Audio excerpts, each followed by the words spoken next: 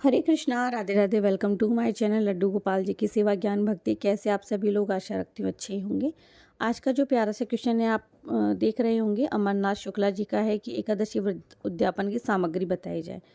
तो बिल्कुल अमरनाथ शुक्ला जी, आप बड़े हैं क्या है मुझे नहीं पता, बट आपको नमस्ते, राधे राधे।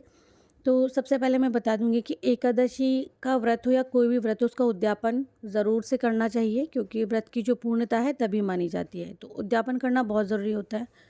दूसरा, उद्यापन की जो सामग्री है, एक होता है शॉर्ट रूप में हम खुद से करते हैं, जैसे कि अगर आपने साल की 24 एकादशी की जगह शुक्ल पक्ष वाली केवल एक ही एकादशी लेके रखी है, यानी कि महीने की एक एकादशी का आपने संकल्प लिया है, तो साल की हो गई 12 एकादशी। तो आपको उद्यापन करना है 12 एकादशी का। वो आप नॉर्मली खुद से कर सकते हैं घर में, 12 ब्राह्मणों को भोजन करवा के या उनकी पत्नी सहित, या फिर आप एक ब्राह्मण और ब्राह्मणी को भोजन करा के बाकी आप अपनी फैमिली में, जैसे ननद वगैरह उनके हस्बैंड या ननद की बेटी उनके हस्बैंड, परिवार में बाकी छोटी होती हैं उन्हें लेकर के, या कोई सास है उनका जोड़ा जोड़ी बना करके, इस तरह से आप कर सकते हैं। लेकिन जो पूर्णता वाला अगर बात करेंगे विधि विधान से, तो हम 26 जोड़े जोड़ी को भोजन करवाते हैं। आप किसी पंडित पुरोहित से भी पूछेंगे तो वो यही बताएंगे।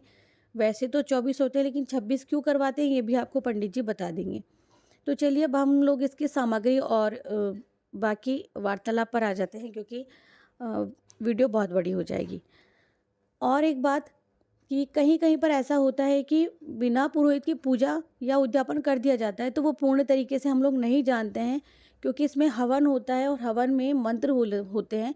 तो विधि विधान से जब भी कोई पूजा पाठ होती है तो बिल्कुल हमें लगती है, यानी कि वो पूजा पूर्ण हो जाती है, वो जो हमने संकल्प किया है वो पूर्ण हो जाता है। इसीलिए जब भी कभी उद्यापन करें तो बिना पुरोहित के नहीं करना चाहिए। चलिए वीडियो की ओर चलते हैं। आप सभी जानते हैं कि हमारे सनातन धर्म में, यानी कि जो हमारा सनातन धर्म है, उसमें एकादशी व्रत की क्या महिमा है, क्या महत्वता है। तो चलिए, एकादशी का जो व्रत है एक तप है और उद्यापन उसकी पूर्णता है। उद्यापन वर्ष में एक बार किया जाता है और व्रत, पूजन, जागरण, हवन, दान, ब्राह्मण भोजन और पारण, ये सब इसके अंग हैं। तो कई लोग जानकारी नहीं होती है, तो बहुत कम लोग पूर्ण विधि विधान के साथ में इसका उद्यापन कर पाते हैं, जबकि आपको पता है ये सबसे बड़ा उद्यापन होता है। प्रत्येक व्रत के उद्यापन की अलग अलग शास्त्र विधि होती है, और इसी क्रम में हम लोग शुक्ल और कृष्ण पक्षी एकादशियों का उद्यापन करते हैं।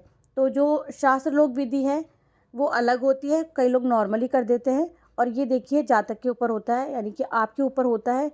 तो वर्ष भर में 24 एकादशी आती है, और अगर आप किसी ने भी ये 24 व्रत कर लिए तो उसके लिए उद्यापन बहुत ज़रूरी हो जाता है। जिसने एकादशी व्रत अभी शुरू नहीं किए हैं लेकिन आगे से शुरुआत करना चाहता है, तो वो ये भी जान ले कि एकादशी व्रत कर सकते हैं और कितने करने चाहिए। 24 एकादशी की है तो कितनी जोड़े जोड़ी आपको भोजन करवाना है। कुछ लोग साल भर में केवल 12 एकादशी का व्रत करते हैं और उसका ही उद्यापन करते हैं। कुछ लोग साल भर में 12 शुक्ल एकादशी को लेकर के उद्यापन करना सही मानते हैं, तो कुछ लोग पूरा, यानी कि पूर्णता को ज़्यादा महत्व देते हैं।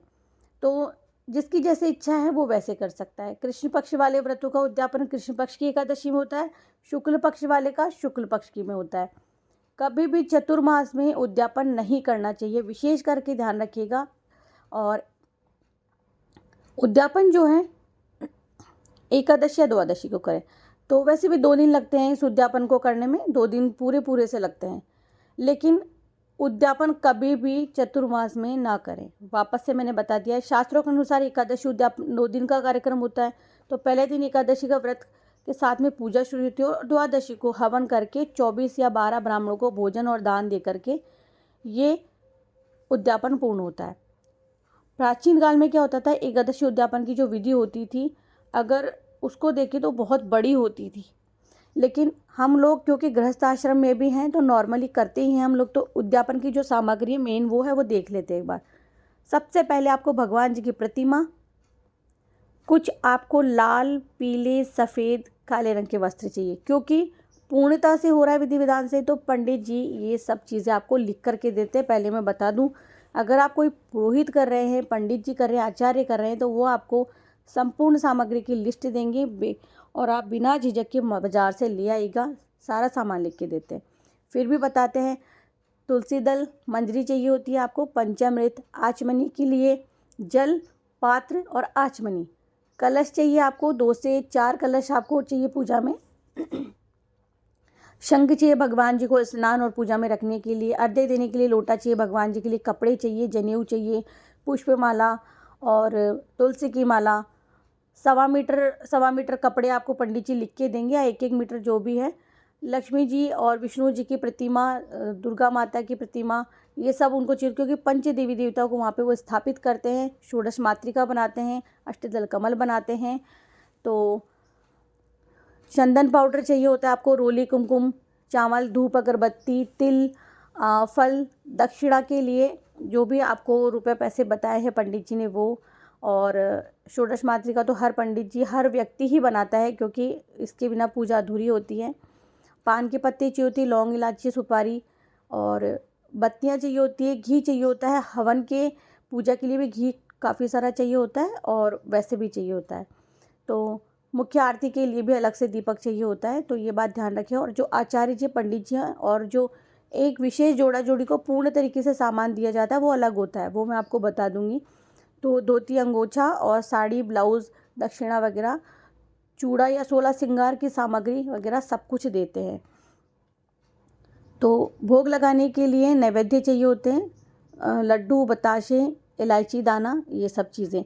अब आप लोग कहेंगे कि एकादशी के व्रत में तो चावल यूज़ ही नहीं होते, लेकिन देखिएगा जब पुरोहित करेंगे वो आपको ये सब लिख के देंगे। साफ़ मिट्टी चाहिए होती है, बालू मिट्टी आपको, जिससे कि वेदी बनाई जाएगी। अष्टदल कमल बनाने के लिए आपको अबीर, गुलाल, रंग या जो भी पंडित जी ने लिख के दिया आपको वो। और गुड़ मैंने आपको शायद नहीं बताया, तो गुड़ लगेगा, आटा, सूजी, घी, ये सब चीज़ें, क्योंकि वो प्रसाद भी बनवाएंगे आपसे, है ना, नेक्स्ट डे भी बनवाएंगे। जब पूर्ण करते हैं ना तो उस दिन काम आता है चावल वगैरह सब कुछ। तो ये मत सोचिएगा कि एकादशी के दिन चावल लग रहा है, नहीं, अगले दिन जब पूर्णता होगी तो सब कुछ लगेगा। तो मोदक, गुड़, आटे या सूजी, चीनी, घी, क्योंकि वो भुना करके प्रसाद बनवाएंगे और पूरियाँ बनवाएंगे। तो अलग से मंडप बनता है इसका, और केले के पेड़ की आवश्यकता होती है। मक्खन, बेर, उड़द की दाल, हल्दी, धनिया, अजवाइन, मतलब ये सारी चीज़ें, क्योंकि पंडित जी के लिए हमको इसमें से निकालना होता है, एक भोजन निकालना होता है। तो खीर बनानी होती है हवन में पूर्णता के लिए। दूध चाहिए होता है, और ये पंडित जी वैसे सामग्री लिख करके दे देंगे। अगर मैं बता रही हूँ, आपने क्योंकि पूछा है, बाकी पंडित जी लिख करके देंगे आपको। 5-6 कटोरियाँ, कलश भी आपको 2 से 4 की मात्रा में चाहिए होंगे। 5-6 थालियाँ आपको चाहिए होंगी। छोटी प्लेटें, कटोरी वगैरह आप रख लीजिएगा, ये भी बहुत ज़रूरी होती है, क्योंकि पंडित जी बोलेंगे आपको उस वक्त, फिर आप उठ के ले नहीं पाएंगे। तो पहले से तैयारी करके रख लिए। काफ़ी सारे दीपक वगैरह चाहिए होंगे आपको। और केले का पेड़ मैंने आपको बता दिया है। कुशा घास आती है मार्केट में, वो आपको चाहिए होगी। कुशा घास की आपको, यानी कि उसे पवित्री भी कहते हैं, तो आप मार्केट से लेकर के आ सकते हैं। एक कपड़े जो होते हैं, कि जो आपने 24 जोड़ा जोड़ी या 26 लिए हैं, बाकी सबको आप ब्लाउज़ पीस, या आपकी अगर इतनी सामर्थ्य है आपका, तो उन 26 जोड़ों के लिए आप पूरे पूरे कपड़े लेके आ सकते हैं। नहीं, कम सामर्थ्य है तो आप एक ब्लाउज़ का पीस, उस पर श्रृंगार सामग्री का पूड़ा और दक्षिणा रख करके आप दे सकते हैं। बाकी का जो एक जोड़ा होगा, विशेष जोड़ा, उसे आप पूरा सब कुछ सामग्री देंगे, ठीक है। पूरे 5 कपड़े और श्रृंगार की सामग्री, दक्षिणा, ये सारी चीज़ें आपको देनी है। चांदी की बिछिया, लौंग, कांटा, सोने का अगर आप दो तो चांदी का, या पायल देने की है आपका सामर्थ्य, या बिछिया ही दे सकते हैं, वो सब आपके ऊपर होता है, ठीक है। ये चीज़ तो आप खुद भी इतना समझते हैं। दूसरा, एकादशी का जो उद्यापन है ना, वो हमारे शास्त्रों में उसकी अलग से, दशमी तिथि से भोजन नहीं करते हैं। मंदिर और बाकी सब चीज़ों को साफ़ सुथरा कर लेते हैं। पंडित जी आपको एक एक बात बताएंगे। इस दिन मंजन भी नहीं करते, कुल्ला करते, उंगली से करते हैं। आप चाहें तो नीम की टहनी से कर सकते हैं। और एकादशी जो तिथि है, पंडित जी आपसे संकल्प वगैरह सब कुछ करवाएंगे। संकल्प कैसे करते हैं, चैनल पर वीडियो अपलोड है। आप खुद से करना चाहते हैं तो भी कमेंट कर सकते हैं कि दीदी आपको केवल साल की 12 एकादशी आपने अगर की है तो उसका उद्यापन आप लोग घर में कैसे करें, तो मैं वीडियो बना करके ज़रूर से अपलोड करूँगी। संकल्प कैसे करते हैं और इसका उद्यापन घर में कैसे करें, ये भी मैं आपको बता दूँगी। क्योंकि मैंने उद्यापन होते हुए भी देखा हुआ है और इसके बारे में तो जो जानकारी है मैं आपको ज़रूर से ही दूंगी।